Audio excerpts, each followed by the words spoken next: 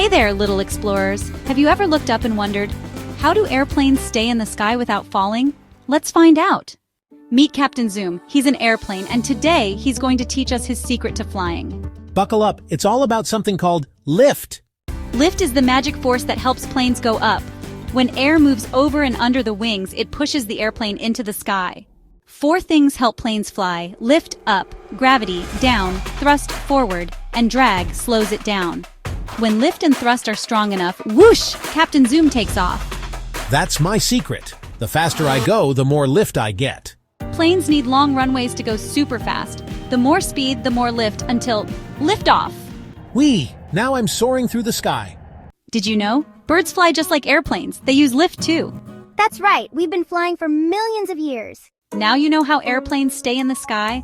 Would you like to be a pilot someday? See you in the skies. Don't forget to like and subscribe for more fun facts.